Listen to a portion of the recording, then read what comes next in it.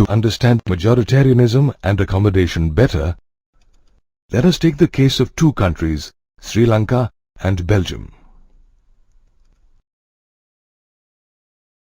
Sri Lanka, with its varied population of 2 crores, is an island country. It has 74% of Sinhala-speaking people who comprise mostly of Buddhists. Out of the remaining population, 18% speak Tamil. This group can be further subdivided into Indian Tamils, who form 5%, and Sri Lankan Tamils, who comprise 13% and are concentrated in the north and east of the country. The Indian Tamils are the descendants of migrant Indian workers who were plantation workers in Sri Lanka. These 18% Tamilians include both Hindus and Muslims. Christians make up the remaining 7% of the population. Sri Lanka used the idea of majoritarianism to handle this cultural diversity. After gaining independence in 1948, the Sinhalese majority attempted to remodel Sri Lanka as a Sinhalese nation-state. In 1956, the Official Language Act, popularly known as the Sinhala Only Act, was enacted.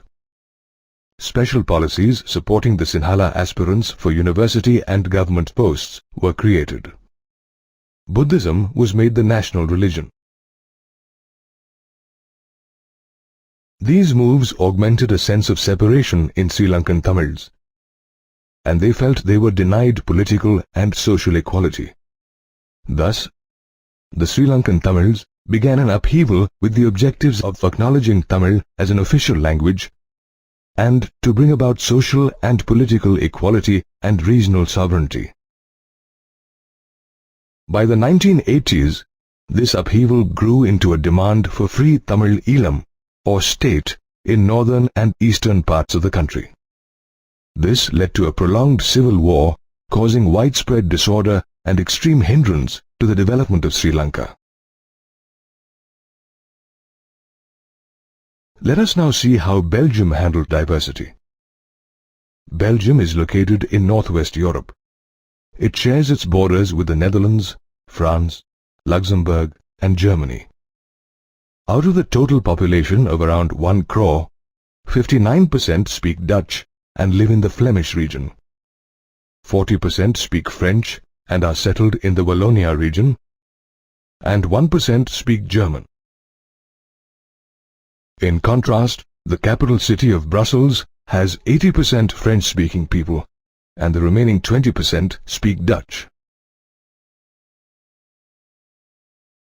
The French-speaking minority in Belgium were wealthy, and the Dutch community hated this, leading to tensions during the 1950s and 60s. This friction was highest in Brussels, where the Dutch-speaking community was a minority. Unlike Sri Lanka, Belgium took up the approach of accommodation. The number of Dutch and French-speaking ministers were made equal in the central government. A separate government was established in the capital city of Brussels, with equal representation of French and Dutch-speaking people, under the condition that neither of them could take a unilateral decision.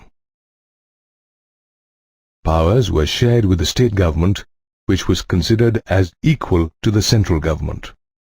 A third government, called a community government, elected by community members, dealt with the cultural, educational, and language-associated concerns of the community. The accommodation approach might look difficult, but has been successful in evading linguistic differences within the country. Did you know that the European Union has selected Brussels as its headquarters? This is to highlight the importance of accommodating many communities with various cultures and languages under one body. Thus, Belgium gave regard to the feelings of cultural differences, while Sri Lanka forced its domination over the minority class. Belgium ensured stability through its policy of accommodation, while in Sri Lanka, majoritarianism, even today, continues to be a threat to its unity and growth. Power sharing is always desirable as it lessens conflicts, ensures stability and unity, and enhances citizens' participation. There are two major reasons that make power sharing in a democracy desirable. These are prudential and moral. The first reason of power sharing is prudential, where the constancy of political order is increased by reducing the clashes between social groups. For example, as we studied in the earlier module, Belgium prudently applied the policy of accommodation to ensure stability amongst various culture groups. Did you know that the violent crisis that had paralyzed the African country of Zimbabwe in recent years was brought to an end by a prudent power-sharing deal between the president of the country and his political rivals? They formed a coalition to bring an end to the crisis. The second reason is moral, which emphasizes that the very act of power sharing is valuable. It forms the basis of democracy. In a democracy, power sharing is important not only to those on whom it is exercised, but also to those who exercise it. Under moral power sharing, the government becomes legitimate, responsive, and responsible towards the people, as they are the source of political power. Power sharing can take many forms, but there are four most common ones. The first is the power sharing among different organs of government, such as the legislature, executive, and judiciary. This is called the horizontal distribution of power. Each organ, which holds parallel positions, checks the other, resulting in a balance of power among different institutions. This is also called a system of checks and balances. Power sharing in governments can also be at different levels.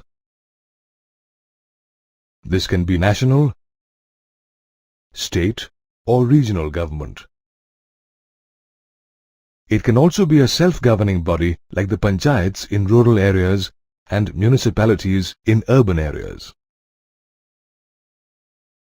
This higher and lower division of power is also called the vertical division of power. Power sharing in India is not limited to the government, but also present among different social groups, including linguistic and religious groups. In our country, many alienated groups are given reservations in the government. Under these reservations, minority and socially weaker sections are accommodated. Women are also represented accordingly. The reserved constituencies in India is an example of this form. Power sharing is also common among political parties, pressure groups, and movements. When a party fails to get a majority in the legislature, different parties come together to form a coalition government and share power. The UPA government, elected in 2009, headed by Dr. Manmohan Singh, was a result of a coalition of different political parties. In addition, pressure and interest groups, directly or indirectly, influence the government in the decision-making process. Traders, farmers, and industrial workers also can form special interest groups. They have a share in the power, by participating in governmental committees or affecting policies through movements.